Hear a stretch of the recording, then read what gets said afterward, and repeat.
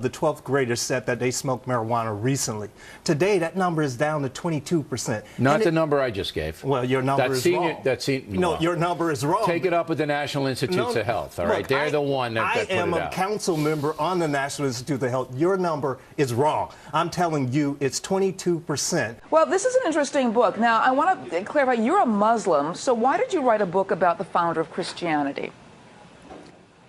Well, to be clear, I am a scholar of religions with 4 degrees, including one in the New Testament and fluency in Biblical Greek, who has been studying the origins of Christianity for 2 decades, who also just happens to be a Muslim.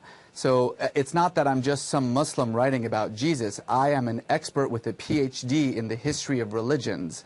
But I've been obsessed with Jesus. Though, it still begs the question, why would you be interested in the founder of Christianity?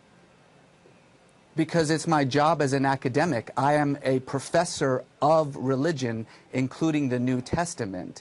That's what I do for a living, actually. I want to see a Republican Party that rather than trying to make it more difficult to vote and restricting the number of days and hours you can vote, a Republican Party that says, we want everybody to vote and we're going to give you a reason to vote for us. All right, but I don't know if asking for an ID is trying to restrict the vote. I mean, I'm sorry. You should be able to prove who you are before you cast the ballot. No, you should be able to prove who you are when you register to vote.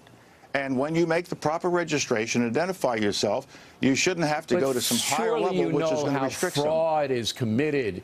And I mean, Boston and Chicago, you register and then you show up and it's not you. I have not seen any study that says fraud is a problem of such significance that these kinds of procedures were in place. Does it go, anywhere close to the climate change debate that's underway here on Earth? I mean, if the moon had erupting volcanoes a few years ago, well, a few million years ago, however you want to put it, it's not like we've been up there burning fossil fuels.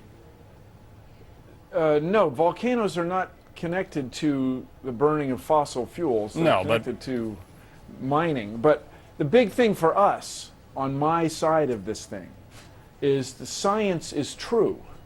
And so when you discover the people who got really involved in climate change got involved in it often by studying Venus, the planet Venus.